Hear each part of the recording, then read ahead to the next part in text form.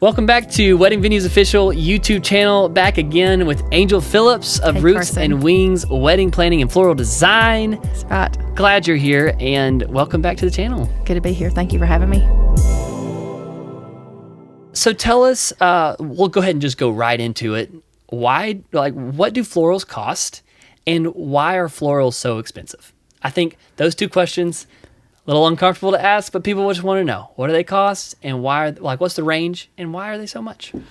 Well, the range can be anywhere from $2,000 to $12,000 and up. Okay. I mean, I know florists who have minimums of $25,000. Minimums? Minimums. Not this florist. No way. I could only wish, but no. In Alabama? Oh, yeah. Oh, wow. Yeah. But the more you know. The more you know. I need to be knowing them.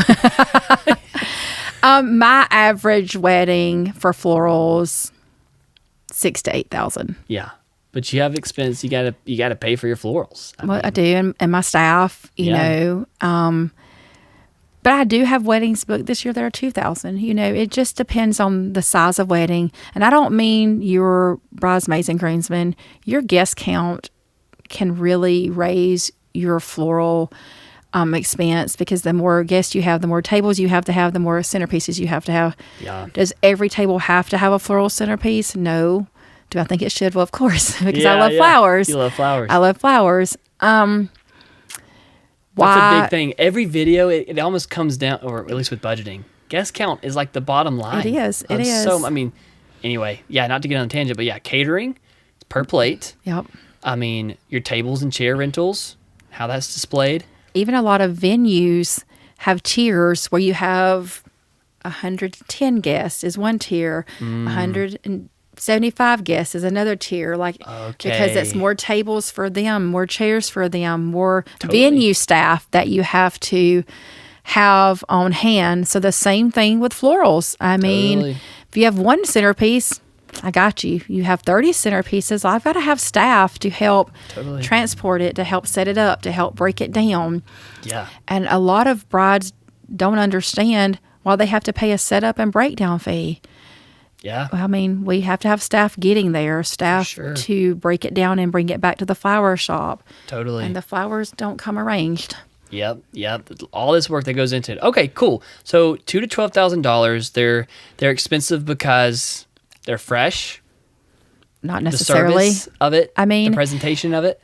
Your know-how is this. This is all the things. I mean, all the things. I mean, but even before I touch the flower, it's expensive. Like just getting it from the wholesaler. Yeah. Things have just gone up.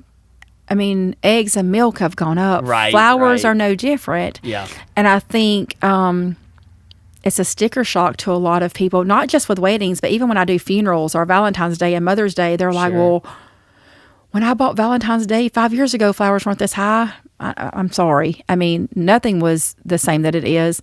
Flowers are just more expensive. I mean, the weather, if there is a hard freeze at one of the countries, or California where a lot of flowers are grown, Ecuador, a lot of flowers are grown. If there's flooding, supply and demand, I mean, it drives the price up. Shipping the flowers from over the seas to get them here, gas is more expensive, fuel, so there's a lot that plays into before I even get the flower. The expense. And I do see a lot of brides say, well, I got my flowers from Costco, I got my flowers from Sam's, and they were so much. That does happen, and there's nothing wrong with that if that's what your budget allows. Yes. But I've been doing this going on 24 years. Amazing.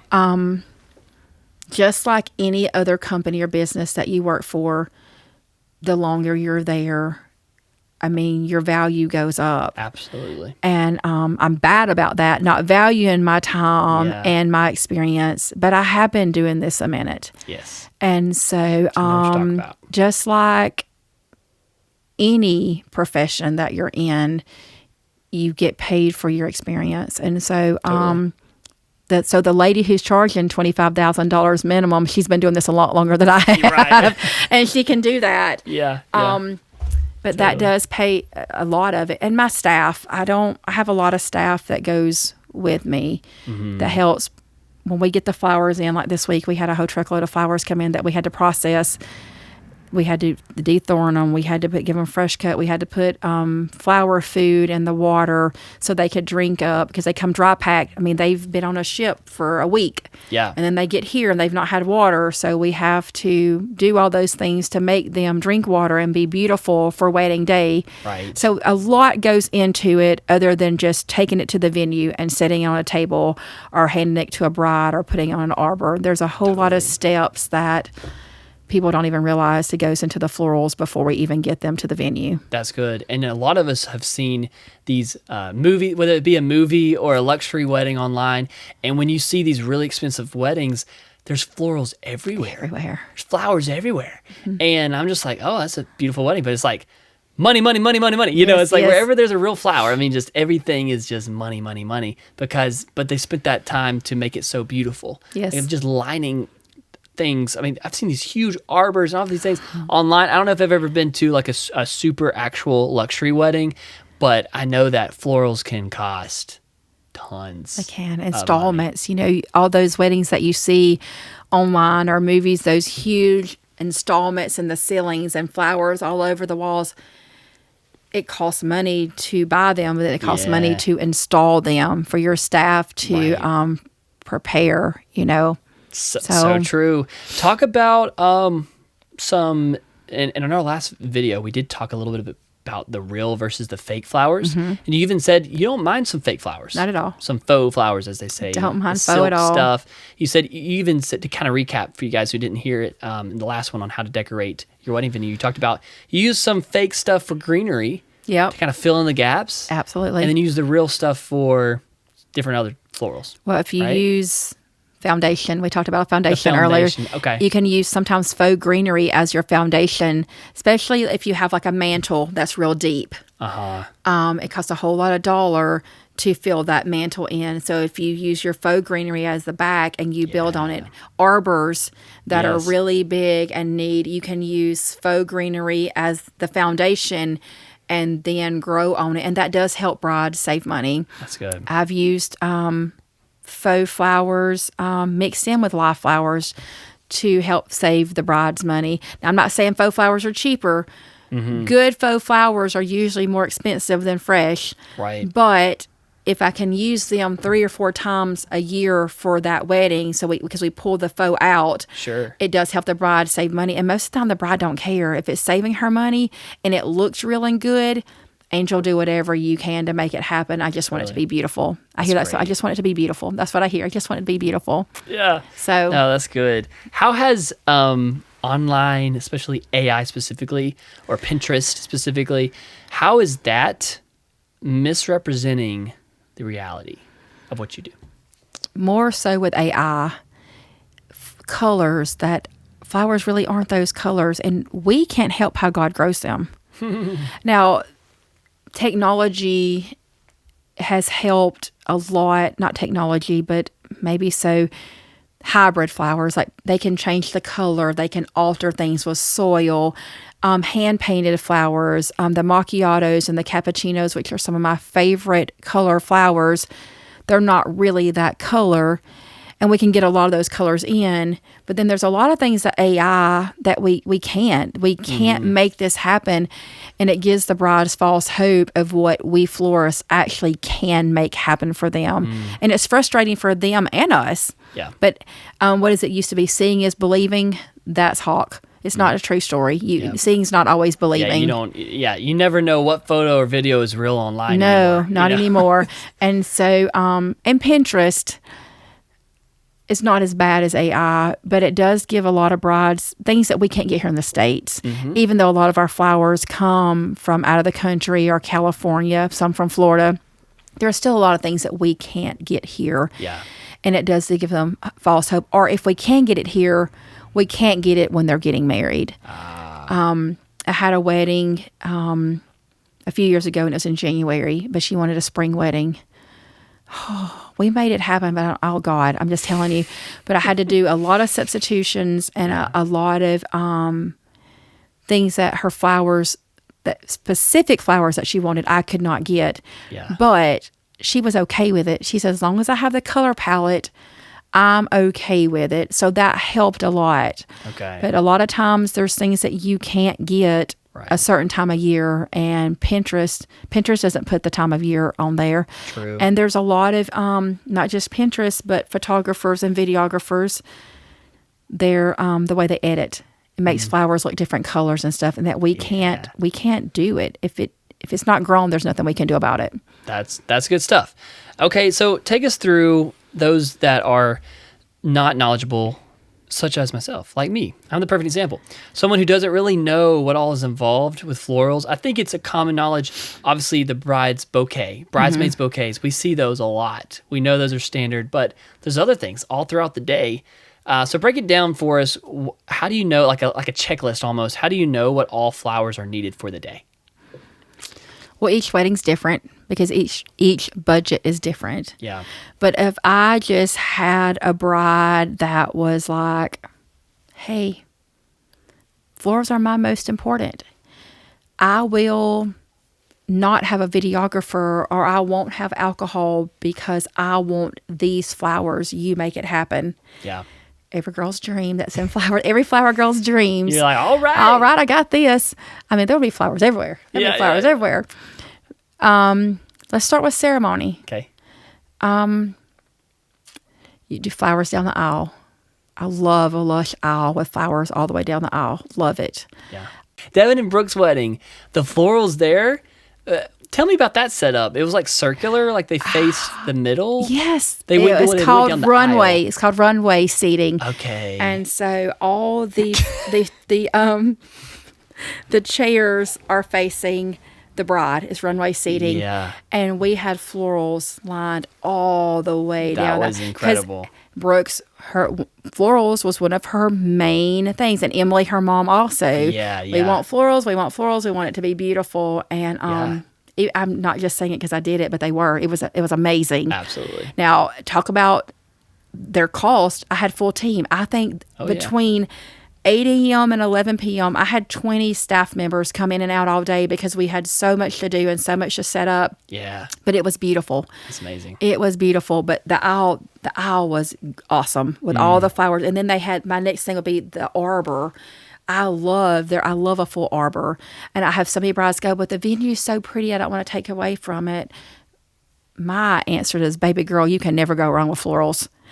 And Brooke was like, yes, let's do it. And fortunately, at their venue, we were able to use their arbor behind their sweetheart table too, because everything was outside. That's good. Now, when you put a big arbor inside, you can't put it in together because it's not going to go through the door. Right. But we were able to use it twice. Okay. There was another bride, Ross Bridge, that we were able to do the same. We carried her arbor in because it came apart in the doors, and we got to dual use it, and it was amazing. That's awesome. But so if I got to choose what flowers you're going to have, we're going to have full aisle flowers. We're going to have that huge arbor up front. And of course, the bridesmaids will all have their bouquets.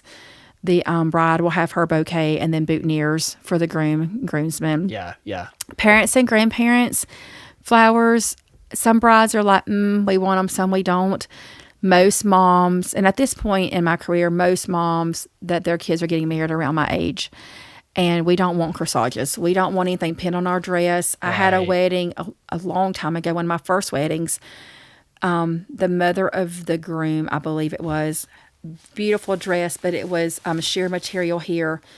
There was nothing for me to pin the corsage on. Very early in my career, and I learned then to ask, what is the mother of the bride? Was the mother of the groom wearing? If there's nothing to pin it to, there's nothing to pin it to. Right. So I learned every wedding, but that one was a huge thing. But they don't want to wear wrist corsages because so most moms do little handhelds, just small little handhelds. So they can still have the pictures with the flowers, but it not be something that they have to either pin on or have here all day. Yeah. But those grandmothers, they want that corsage. They want it. They want that corsage. They want those big old pretty corsages on their little shirts with their jackets, because most grandmothers' dresses are the two-piece with the dress and then the jacket underneath it. They want them. Moms, most of my age, we don't want those corsages. If we want anything at all, it's those handhelds. Got you, yeah. So that would get us through ceremony. 2 options. We could take all those flowers except for the arbor, because if it's inside, we can't move it. But all those aisle runner flowers, we can use them as a cake meadow. We can use them on the stage facade if you have a band. Oh. We can use them for the photo booth. How many times have we done that? We've used those for photo booth. A little touch. We can put them in front of your DJ stand.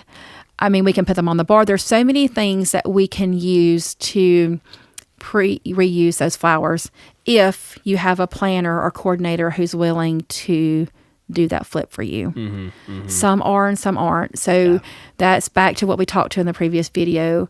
Ask the questions to your planner and your coordinator. Are you willing to do the floral flip? Or when you book your florist, there's nothing wrong with asking questions, and there's nothing wrong with transparency. Yeah. And ask them, hey, I want all these ceremony flowers to go to my reception. What is your cost? Because it's going to cost you. It is. What is your cost to stay and flip this for me if my wedding planner or coordinator doesn't do it? A lot of brides, when they do the arbor piece, though, they want you to take that piece off, because usually it's one of the most expensive pieces of the day. Okay. Yeah. That's not feasible.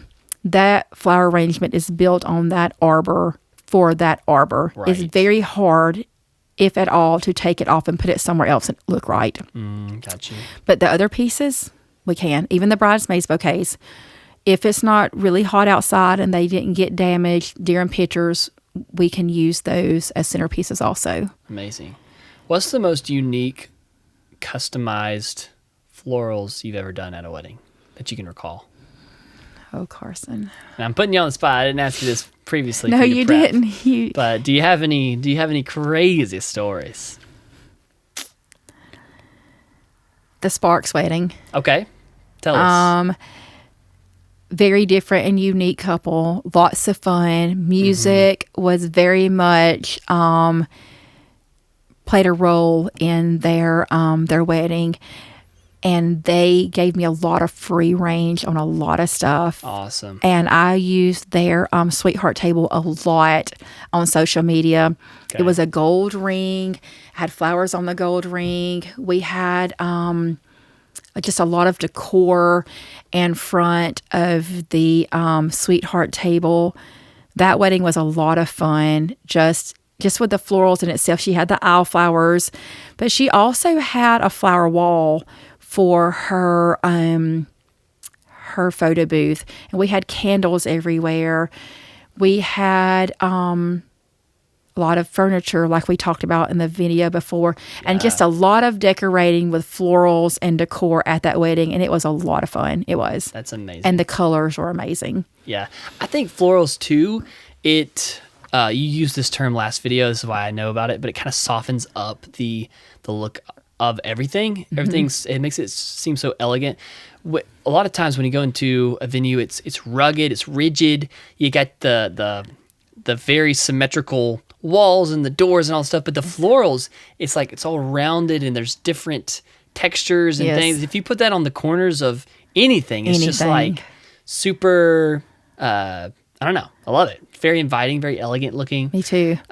Okay, what gives the biggest visual impact, in your own opinion, when couples need to prioritize for their own budget? Like, what's the biggest visual impact for florals on the wedding day? The most pictures are of her bouquet. Okay. That's just, that's the priority number one. That's the most pictures are of her bouquet. Yeah. On social media, hanging on her wall. Yeah. So her bouquet is usually the last piece I do, because I want to be fresh. I don't want to be tired from doing it. And I want, when I hand that bouquet over I almost want tears. I want it to be like this. Mary Caitlin, there's a picture that we have together when I handed her bouquet. And at the end, we were both crying, because she was just like even her florals, her whole wedding, the arbor, everything. Like, she was just going with 2 colors, and I was like back and forth, and I was like, Mary Caitlin, I just feel like I need to add this blush to this. And she was back and forth, and she's like, just do it. And wedding day, she's like, I'm so thankful that I just listened to you and we just did it. And handing her bouquet was like the highlight of my whole day. Like just other than her walking down the aisle, but I get emotional. My girls walk down the aisle, but as far as that, the girl's bouquet is very important to me. Yeah. That it's on spot. That's good. I don't think I've ever let one of my assistants or helpers do a bride's bouquet. I'm very protective of that. Yeah. But as far as statement pieces go, I mean, I can talk about ceremony. I love a big arbor. I love a cross with the floral meadow around it. Yeah. I love that. But I also love going into a reception and you having those long farmhouse tables with the decor, the flowers, the candles, the lamps, all down the middle of it. And then you have those tall, beautiful, lush centerpieces that just, when you walk in, it makes a statement. It does. So it would be very hard for me to choose between that huge centerpiece for ceremony or those big, gorgeous, lush, tall centerpieces for reception. Very nice. Love it. Talk about the creative elements, which I've seen a lot in the video world. I do a lot of DJing and video. And a lot of times for video, we'll get some B-roll, yes, of their bouquet, but also talk about what they attach to their bouquets. Sometimes they do little pictures of maybe some family members that are no longer with them, grandparent, whoever that may be, sibling even, whatever.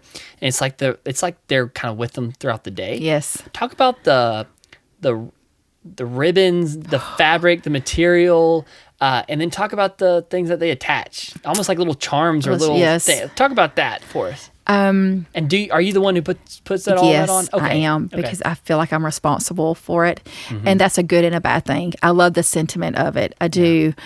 But if it's not tied on just right, or if it gets put too far in the water and that picture gets ruined, they have to be placed very strategically for the bride to be able to carry it right and not happen to it and something fall off of it. The sentiment is beautiful.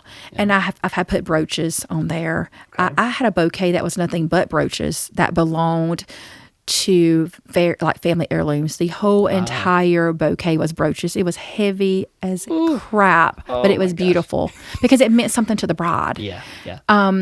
But we have put brooches. We've put pictures. We have, I've had ashes, that was in like a little vial. Wow. That belonged to somebody, put on the bouquet. My goodness. So it goes back to, again, what makes you happy and what's special to you on your day. That's good. Summer weddings, I have seen some fans that have been attached on the back of bouquets. Have you seen that? I have. I've never done it, though. Okay. I think... kind of a neat idea, isn't it? I think it's a neat idea, but logistically, I don't think it really works. I don't. Yeah. I just don't see how... Because in my world...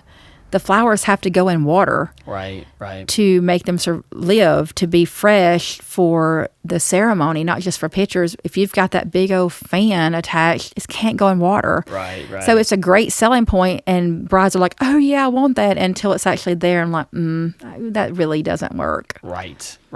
Talk about a little bit of the staggered look, where you have like a white pillar, and you put like a flower vase and flowers on top of it. Love it. Talk about that a little bit. I have a specific arbor that we have that is just a standard arbor, but then we have 2 pedestals that go in front of it with florals and decor, and it just makes a difference to have that staggered look. It's more in the depth. To me, it gives it more texture. Yeah. Beautiful for ceremony. And that actually is the arbor that we can move to the photo booth. We did our Ross Bridge wedding. We moved it from ceremony to the photo booth and encased the whole entire photo booth in with it. And it was amazing. Like the photo booth pictures were amazing. And I got to reuse the florals for both. Even if we didn't use the arbor, we still can move those flowers off the pedestals. So pedestals are good for ceremony. other than just an arbor, because those are easy to move and they're easy to repurpose. So it is something to think about when you're doing your wedding. And as a DJ, I've seen where they've been moved from ceremony to the edges left and right. Love it. Of Yes. my setup, you know? And it kind of makes, because some DJ setups are a little more rigid than others. They're still beautiful, but sometimes it's just the fact of, we still have to have speakers. Yep. We still have to have some lighting, and sometimes that it's just no way to make that look elegant. We can't turn our speaker into a floral arrangement, but you can line flowers left and right of everything to still make it look elegant. And then you use a staggered look in front of or beside your booth. Ooh. It just brings it all together and elevates it. Even if Nice. bride or a couple has a band, those flower arrangements going down the aisle, we can put them on that stage with that facade, and it elevates the whole area all over again. That's so good. Then throw some uplights underneath the pillars, Yes. the pedestals, whatever you're saying, and it just lights that up where it shoots right to the vase or Yep. the base of the flowers. That looks really nice too. Makes our flowers look good. Right. Okay, Angel, is there anything else I missed? Obviously, you've been doing this for a living, and I just want to do a deep dive on florals today. Are there like any trends with in the floral world that you've seen lately? Are there any color schemes or the specific flowers that you suggest to people? Any other final tips for people for their wedding florals? Do your homework with your florist about your expectations of when you're getting married, what florals are going to hold up in the heat or cold. Okay. That's huge. Talk about it. Talk about what substitutions you can have if something's not going to hold up in the heat or the cold. Talk about what substitutions you can use to maybe get the price down a little bit. Now, there are some florals there's no substitution for. I mean, It is what it is. But it does help to talk to your florist about substitutions. It helps your florist to talk about what realistically colors that are available, period, but especially your time of year. Talk to them about your flips. Talk to them about, if I have a bride that's in the heat of the summer, I'm like, look, I know it's more to your floral budget and we can work something out, but maybe we should do a bouquet for pictures and then one for ceremony. Boutonnieres, they just about don't last through the heat.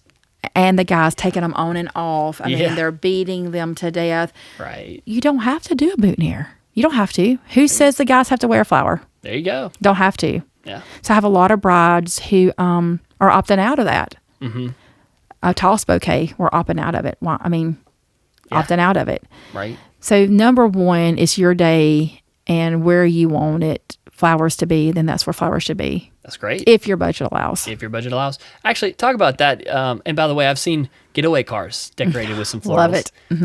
Anything that you can think of on the wedding day, that is something you could literally probably put florals on.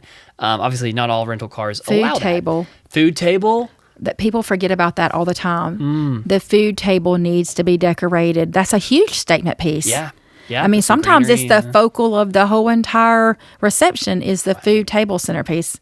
I have done several events, not weddings, but events where that was like a huge floral piece. Yes. For the whole reception was that. Wow. Love it. That's awesome. We do have a video about timelines, by the way. You guys can check that out. What's an ideal timeline for the day? You shared an example timeline in that video with me, you, and Chad Ellis, Ellis Entertainment. And we talked about an ideal flow of all the way from getting ready with hair and makeup, all the way to first looks, then to ceremony, then to reception flow. And this was for a standard, a wedding that's around 100 to 200 guests, which is pretty average. If you have a smaller guest count, there's more ebb and flow. There's like 30 people chilling, not as much logistics. But if there's like 150, you need to be able to coordinate logistics. Yes. Okay, and in that video, we did talk extensively about bouquet tosses and garter tosses and cake cutting and how, listen, when we get into a party flow and people are dancing, we don't want to stop the flow, right? Don't. We don't want to stop it for cutting the cake sometimes. We don't want to stop it because it's for pictures. A lot of that's for photos. And people are getting away from the bouquet toss and the garter toss. Some people are just like, I don't like that. It's weird, strange. I don't want to do it. Or some people, that's more so for the garter specifically. And then some people are still doing bouquet. And so a lot of brides in recent years have been dedicating their bouquets to their mom or grandmother. Love it. Do you have any stories with that? What wedding Plenty was of it? examples, right? You were at that wedding. JC's. Oh, Do you yeah. remember? Oh, yeah. Beautiful Her- couple. oh, Super beautiful. tall. They're like models. They've moved to Alabama. They've moved back to Alabama. Did they really? Yes, That's awesome. I've actually talked to them a couple weeks ago. Yeah, But, she had a whole her speech. mom was really sick, remember? Yeah. Yes. And the bouquet toss, but the dance, remember? Yes. Because her dad had died serving our country. Yes. And I'm going to cry. Come on. It was, so they played the song, specifically during that time. So her mom thought that this was going on, and then that song started playing, and they danced. I don't think there was a dry eye at that wedding. Yeah. And that's probably, that just stands out a lot to me, because we didn't know that her mom was even going to make it to the wedding, and much less still be alive. And it was just, that was a good one. And it is very sweet when the daughter recognizes the hard work, and not just with the wedding, but raising them, period, Yeah. And sometimes mother and daughters during the wedding planning can get hairy and get fussy at each other, but then that daughter's like, you know what, I'm here because she put all this hard work in. Because even with a planner and coordinator, there's still a lot of work on the backside that mothers do. And so JC, that was probably my most favorite mother-daughter, her recognizing her mother at her wedding. That's so sweet. And I think, she had a whole speech. She spoke a little bit, It was. grabbed the mic and spoke, Yes. and is beautiful. And it goes back to floral. Florals are so beautiful. And just the action of gifting someone a bouquet of florals. Yeah. And just your own wedding day bouquet. You'd be like, you know what, Mom? It's for you. And Dedicating this have to you seen also the trend where instead of throwing the bouquet, the bride asks all the single ladies to come to the floor, and she has a bundle of just single roses, and she has each single lady the rose, and she prays with them as instead of That's incredible. it's incredible. I mean, it's amazing. I love that. So again, we're back to, it's your day. You make what makes you happy and what's special to you. That's amazing. So they're being very intentional with that, very purposeful. I love that. And also, even if you do, so say you do a traditional bouquet toss, like just normal, are they actually throwing their real bouquet or a fake one? No way. There's no way I'm letting a bride throw her bouquet. They're throwing either one of the bridesmaids' bouquets or a bouquet that I made specifically for that toss. We are not throwing her bouquet. I want people to know that. No way, no how. So obviously, if you have a professional coordinator planner, they understand that. They know that. Yes. That's all understood. But maybe you are just, your friend is coordinating, y'all are just doing whatever. Don't throw your actual bouquet. No, please and thank you. Thank you. I've seen garter tosses too, where it's like it's the football, Yes. throwing the football to the guys or whatever. Okay, cool. Anything else we've missed on florals that you wanted to touch on? We could talk about florals for days. I know, right? I mean, I can put a floral in the bathroom. I can make the sink pretty. I mean, yes, we need flowers by the soap in the women's bathroom. Is that a real thing? It happens. Yes. In the bathrooms? Sure. Oh. Why not? I've never seen it in the men's restroom. Well, I don't always go in the men's restroom, Carson. I have not seen any florals in the men's restroom. The next wedding we work together, there's going to be florals in the men's restroom. Oh my goodness, I'm an angel. But I mean, anywhere. I mean, the bridal suite can have flowers. Have you seen where brides are getting married under the tree and the tree's decorated? Oh, yeah. Even draping coming from those big oak trees. Beautiful, beautiful. The options are limitless. Anywhere, anyhow you want them. It just depends on your wants, your needs, and your budget. Absolutely. And so, so good. Speaking of budget, we have a brand new app that we made here on the page from Wedding Venues Official, and the app is called Wedding Day Budget Calculator. If you are just getting started, we were just talking with Andrew not too long ago about this app. Andrew's so the excited. App developer. So excited for you to use it, other planners, I other can't wait. bride and grooms to use it, even vendors. You can send it out to people that are getting married, and it's just a quick way. It literally takes 30 seconds. You fill out the questionnaire on the app, and boom, it generates your whole budget, whether you have $10,000 or $60,000, and it tells you based on your priorities what you should spend with each vendor. And then after that, it doesn't replace a planner. You still need someone who has some know-how to help you book these vendors, right? And to go through, get all your contracts signed, all the stuff. But go download that app because it's going to save you a lot of time and headache. I don't know how many times I've heard of people that are just like, oh, just got engaged, and it took them like weeks or maybe up to like 30 days to figure out how much do weddings even cost. Like they spend so many days messaging all the vendors and getting quotes, and then they're like, oh, I guess this is what I should expect. But it took them like weeks to get to that conclusion. Yes. Well, if you download this app, it'll help you better understand what it's like. And if you put your final number in, it gives you an understanding of, is this a low budget? Is this an average budget? Is this more of a luxury budget? What does this number that I have in my mind actually equal out to be, according to not just the wedding industry trying to get money, but its actual real life stats of what you can afford within your budget. So if florals are high on your priority, as they should be, as they should be, you can do it. But that might mean, you might not can afford a videographer, or you might not can afford a live band. Maybe you do need a DJ. Maybe you can't do the steak dinner. Maybe you got to go taco bar. So there's some things that have to give sometimes. But then everyone has a budget. You shared that. Like even the 100,000 or 200,000. Everybody has a budget. Everybody has a number. There's a cap somewhere. Yes.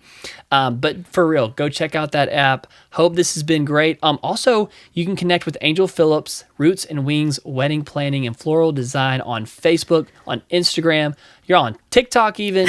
Now. You're everywhere. Thanks to Caitlin. Yeah. I do believe your website's up. Is it up? Thanks to Caitlin. Thanks to Caitlin. We're going to link everything there in the description so you can connect with Angel. If you want her to be your florist or be your planner, she totally can. She's located in the southeast here in United States, based out of Alabama. So she goes all over the state, but also I'm sure you'll travel out of state if you need to, but she's mainly here in Alabama. So contact her. She's based out of Birmingham area, just a little east of Birmingham.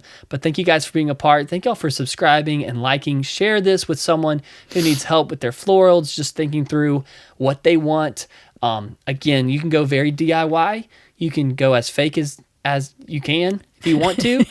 But it definitely, there's pros and cons to that. And you're definitely not going to get the service of a full company if you do DIY, and you're going to be, it's kind of like that goes back to that.